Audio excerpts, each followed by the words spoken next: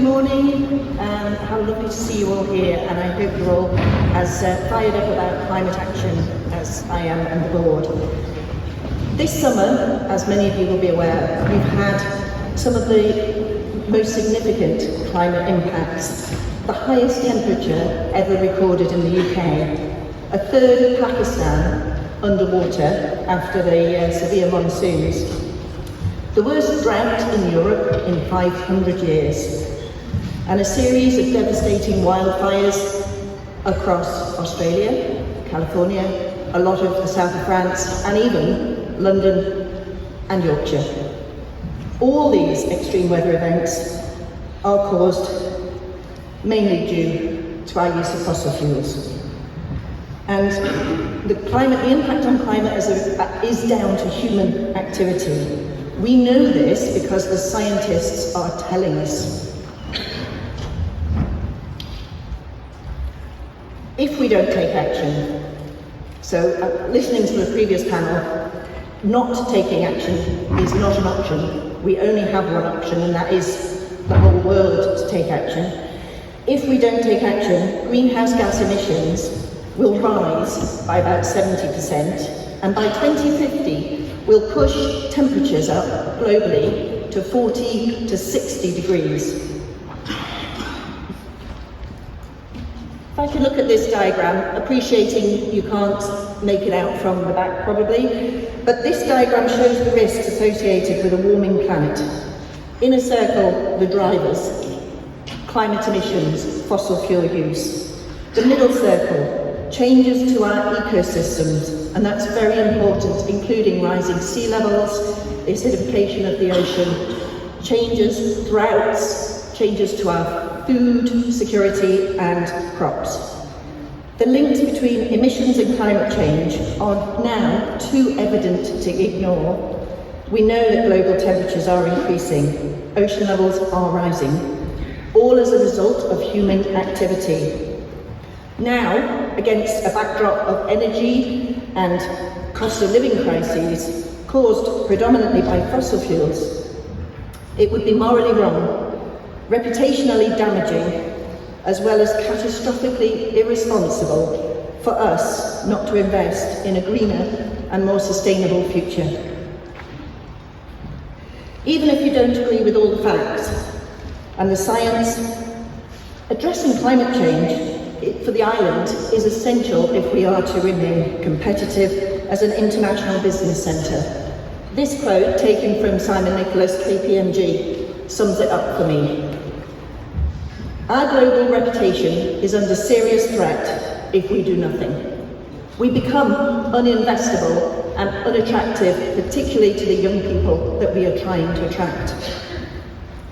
Relationships with our closest trading partners, our neighbours, would become strained. And we have been told businesses currently here would consider leaving the island if we didn't play our part in reducing global temperatures. Moving away from volatile fossil fuels to renewables will enable businesses to improve their ESG credentials, which we know matches their customer demands. So many opportunities for private sector investment will present themselves as we transition to a fully sustainable island. The economic strategy sets an ambition to grow the island's active working population to 100,000 people. Many young people have values aligned to sustainability, and to attract them in particular, we need to demonstrate credibility in tackling climate change, which has been sadly lacking over the past 2 decades.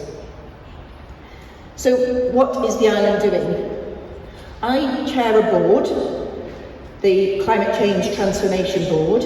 It comprises 2 ministers, Infrastructure and Environment Ministers, myself as chair, and Paul Crane, MLC, as vice chair. We don't own the policies rest with the departments. But the role of the Climate Change Transformation Board, during the time since October when I've been closely involved, has been over the recent years, and since we passed since we approved the motion declaring a climate emergency from the island, from Tynwald, and over the past year, while we've been gathering research, knowledge, data, not enough in all sectors, has been put into a climate action plan. A climate action plan will see us reduce emissions by 37% between now and 2030. There are a few key elements that need to feed in to enable us to achieve that. The key emission sectors are listed across the top, along with the percentage they contribute to emissions, and we're aiming to see a 15% reduction in buildings, transport, land and agriculture, and waste. A 10% increase also in sequestration, which is all very important in terms of the natural carbon sinks that we have on the island, including restoration of our peatlands and the uplands, also exploring a very exciting project on the blue carbon around our shores, but also planting trees. After working closely with the MU, Manx Utilities, we've also been able to announce a target of 100% electricity decarbonisation by 2030, and that will be enabled via a second interconnector. We're also looking with them, and again, they own the policy, we are helping focus attention from the centre and undertake necessary research. But with them, we want to assure at least 20 megawatts of our electricity is generated through renewables using our natural resources. We will be also bringing forward the ban on installing fossil fuel boilers in new properties to 2024. And in terms of our properties, I can't imagine why anybody buying a property today would not be insisting on a form of electricity that wasn't reliant on fossil fuels. And in terms of where we are going with this action plan, it is all subject to Tynwald approval at the October sitting of Tynwald. Along with this, we've got 2 interim targets. We've got the aiming for 45% reduction by 2035 of our current emissions, or 2018 emissions, and we're also aiming for a 35% reduction by 2030. These are very ambitious targets for the Isle of Man because of where we're starting from, and they do hinge on Manx Utilities in particular and the other departments developing the policies around where we go to support the transition. Supporting the transition means that we develop a strategy to understand how the island will need to adapt to the rising temperatures, to the rising sea levels, more severe storms, and food security issues caused by droughts in other countries, but increasingly getting closer to us. The key part is that ensuring whilst we transition, no one can be left behind. We have to maximise the social and economic opportunities of climate action while minimising and carefully managing any challenges. The other aspect is we have to ensure that government leads by example. That element, not seeing government decarbonise its fleet, start renewable generation for electricity, is necessary to demonstrate that government is also changing. Because I'm not under any illusion, this is a massive culture change. How we live, how we travel, how we buy our food, heat our homes, over the next decade we will see a significant change that will affect all our lives. But understanding how we best finance the transition, leverage private sector investment will help. Research shows the longer we delay, the more expensive it will become, and not taking action today means higher costs later to achieve the same. It's also falling on us as the Climate Change Transformation team and us as a board to engage with the public. Through forums such as this is really helpful, but we need to know that the public understand what the island is doing to reduce its greenhouse gas emissions, and also what individuals can do to reduce their own footprint. We know from our research that almost 70% of the Manx public are either extremely or very concerned about the impact of climate change. So it's really important that we keep on track, and that's the job of the Climate Change Board, supporting and informing other departments and the strategies, the various departments, to crack on and take the necessary actions. Having interim targets does focus the mind, but alongside those, we submit regular progress reports on delivery. In fact, what we do as the Climate Change Board is dictated by law now and statute under the Climate Change Act. That received royal assent in October. We must have in place a climate action plan at all times, and subject to Tynwald approval next month, we hope we will have, and that will give us the overarching strategy along with the roadmap to 2050 of the journey that the Isle of Man is going to take. Anybody who wants to see the action plan or our first year progress report, all those documents along with various research we've undertaken can be found on the netzero.im website. So in addition, we will be creating some key performance indicators.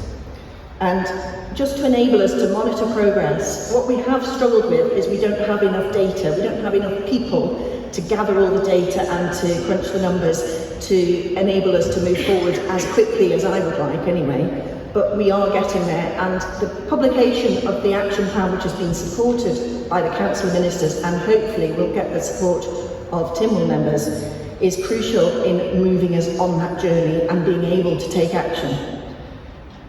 So what will we do in terms of key performance indicators? We need to monitor our progress, particularly, for example, carbon intensity figures for electricity. What are they? We need a better understanding of that. We need to encourage more electric vehicle take-up. We are falling behind other neighbouring jurisdictions, and yet we also need to ensure the number of EV chargers is maintained, and that currently is, with partnership through Manx Utilities, maintaining at about 10% of the number of EV chargers to the number of EVs. And we also need to promote and encourage, incentivise perhaps, take-up of air source heat pump technology rather than fossil fuel boilers. And of course our definitive metric is our greenhouse gas inventory, which is updated every year. There is a 2-year lag to that, but all our emissions data, for those who are interested, can be found on our website. So what can you do individually? And this is a message that we try to convey in various public forum sessions. People ask, what can they do individually to lower your own emissions? Talking about it, talking about climate change so it becomes the norm is really important. It is happening, we know it's happening. The vast majority of scientists are all agreed it's already having an impact. So at work, your colleagues, at schools, with your family, the more we talk about climate action, the more it becomes the norm and just something that is central to the whole way of how we live our lives and how government itself operates, with sustainability at the centre. The action plan, please have a look at it, netzero.im, if you want to digest it more thoroughly. We're also going to be shortly launching a public campaign with tips on how to reduce energy use in the home, and reducing energy that everybody uses will also save money on fuel bills. I cannot comprehend why anybody wouldn't think that the time is overdue for taking some of this action, and that what's not to like? Using less energy, lowering your energy bills, having more renewable technology, lower pollution, more people perhaps travelling actively to work, either cycling or walking, and making the switch to electric vehicles. The other one is actually be thrifty, both in food, not food waste, reusing your leftovers, also in everything you wear. Buy second-hand, don't overbuy, we've been a consumer society for so long that the transition to the new future, I think that we've had the boomtown for so many decades that it's a hard reality that we are going into, but we can do it by making small changes in how we live, what we purchase, and by more airtight homes, better technology, and also from government leading from the centre. For me, I have a rule of 50 wears, so every garment I buy, I think, should not be discarded, should not be passed on until I've had 50 wears out of it. For instance, and another bugbear of mine, I think we need to have at schools a swap rail. The high cost of school uniforms, what's wrong with having a swap rail at every school where people can trade in and swap for the next size up? There are elements that we can drive, there are many, many things across the community that the public will buy into and actually can deliver more effectively at their own local level. So I think that's enough from me. I haven't got any big signs to say whether I'm overrunning or not, but thank you for your attention. Climate change is real, and I would just say, please engage with us, talk to us, bring us your ideas, and please spread the message. This is the new green future of the Isle of Man. Thank you.